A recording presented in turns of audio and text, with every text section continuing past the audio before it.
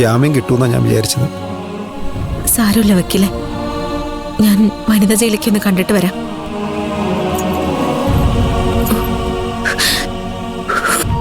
അതെ, നീ വിചാരിക്കുന്നത് പോലെ ജയില് സുഖവാസ കേന്ദ്രമൊന്നുമല്ല.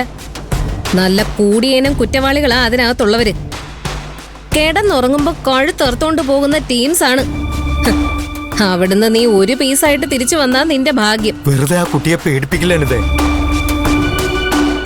ഞാനുള്ള കാര്യമല്ലേ പറഞ്ഞത്. ജയിലിനകത്തേക്ക് കയറും മുമ്പ് ഒരു തയ്യാറെടുപ്പ് നല്ലതല്ലേ? ദാ, നിനക്ക് ജയിലിലേക്കുള്ള ടിക്കറ്റ് ശരിയാക്കി തന്ന നിന്റെ പുന്നാര ചേച്ചി. വെറുതെ എന്തിനാ സ്നേഹപ്രകടനമൊക്കെ കാണിക്കുന്നേ? എനിക്ക് ജാമ്യം കിട്ടാത്തതിൽ ഒരുപാട് സന്തോഷമായി കാണുമല്ലോ. എനിക്ക് ദോഷം വരുന്ന ഒരു കാര്യവും എനിക്ക് സന്തോഷം ഉണ്ടാക്കില്ല എന്ന് നിനക്കറിയില്ലേ മോളെ?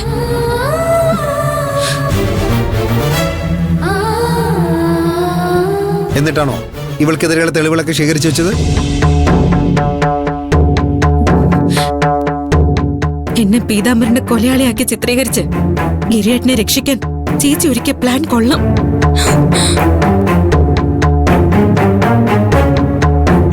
നേരിട്ട് ഐശ്വര്യ മാഡത്തിന് തെളിവുകൾ കൊടുത്തു കഴിഞ്ഞ എല്ലാവരും എന്നെ ചതിച്ചതിന് ചേച്ചിയെ കുറ്റം പറയുന്ന തോന്നിയോണ്ടായിരിക്കും വനിത വഴി കൊടുപ്പിച്ചത്.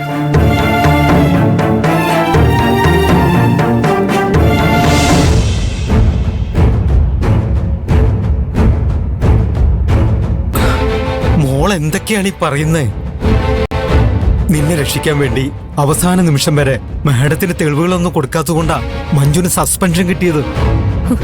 അപ്പോ ചേച്ചിയുടെ സസ്പെൻഷൻ ഉത്തരവാദി ഞാനാണ്. അങ്ങനെയല്ല മോളെ, നിന്നെ രക്ഷിക്കാൻ വേണ്ടി മഞ്ജു ആവുന്നതും ശ്രമിച്ചതാ. അവളെ ദയവ് ചെയ്ത് തെറ്റിദ്ധരിക്കരുത്. എനിക്ക് സംസാരിച്ച് നിൽക്കാൻ താല്പര്യമില്ല. നമുക്ക് പോവാം.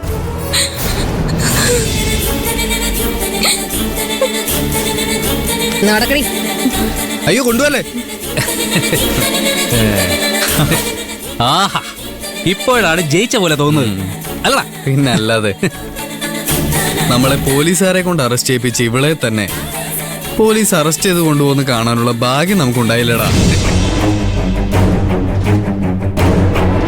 നീ ഞങ്ങൾക്ക് തന്ന പണികളെല്ലാം ബൂമറാങ് ആയിട്ട് നിന്റെ അടുത്തേക്ക് തന്നെ തിരിച്ചു വരുന്നത് കണ്ടോ?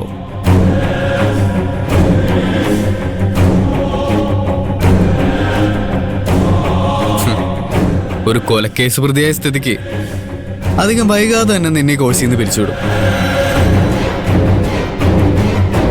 മാനേജ്മെന്റിൽ ഗോപാജി ഉള്ളതുകൊണ്ട് കാര്യങ്ങളെല്ലാം എളുപ്പമായി. ജയിലിൽ വെച്ച് ഞങ്ങൾക്കുണ്ടായ എല്ലാ തിക്ത അനുഭവങ്ങളും നിനക്ക് ഉണ്ടാവണമെന്ന് ഞങ്ങൾ പ്രാർത്ഥിക്കാം. പോകുന്നതിന് മുമ്പ് നമുക്ക് ഈ നിമിഷം ഓർത്തു വെക്കാൻ ഒരു സെൽഫി എടുത്താലോ?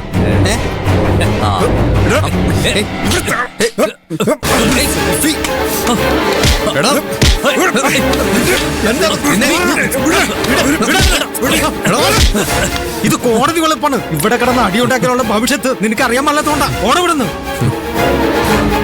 നിന്നെ കാണിച്ചു തരടാ വക്കീലേ. ഓടാ.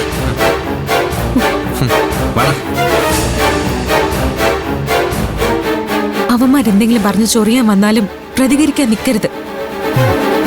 ഇപ്പൊ സപ്പോർട്ടിന് ഞാനില്ലാന്ന് മറക്കരുത്.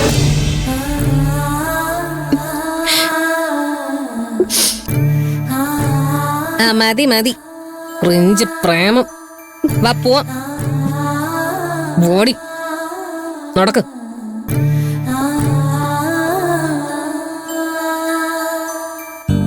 വാടാ.